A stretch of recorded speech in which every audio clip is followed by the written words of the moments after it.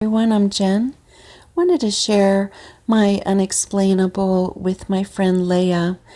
Leah is my friend whose son had died. Now I only knew him the year before his death, so only knew him after his chemo treatment, and he was a handsome, frail man and thin, and anyhow, I was sleeping over at her home one day and I came down from the guest room to say goodnight. And normally she's standing, and so we normally hug, face to face, but she was at her desk, and it's just weird. I hugged her from behind, and I even said something like, "This doesn't feel like how I would normally hug you. It feels like someone else is hugging you."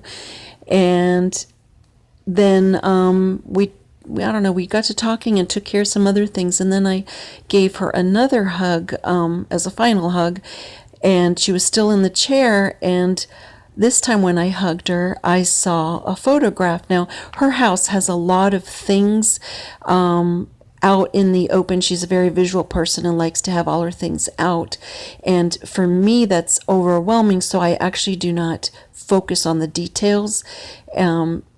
I just notice it's a living room. I don't notice the details of the living room. So where her desk was, I normally don't even notice what's on her desk. But when I was hugging her that second time, and again I had that strange feeling that someone else was hugging her, I saw a photograph on her desk, and then in my mind's movie it immediately hit me. It's that person in the photograph that's hugging her, through my body. And so I said, "Oh my gosh." And I told her what was going on, and I said, "Who is that?" And she got real quiet, and she said, "You know who that is?" And I could tell that I had stepped on some toes with that question. And I said, "No, I really don't." And the photograph was of a kind of a big Bubba kind of man.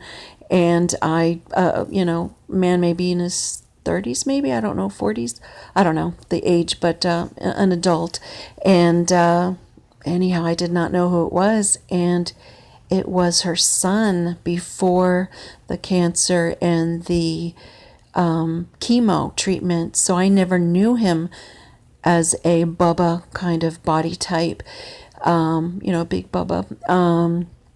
And his death was so recent that it was very sensitive. It still is a sensitive subject, but it made sense to me because it did not feel like me hugging her. It felt like someone else was hugging her, because that's not how I would hug her. And so from my point of view, and I do not mean to insult her if this is not how she feels it, she listens to my unexplainables but isn't quite into them.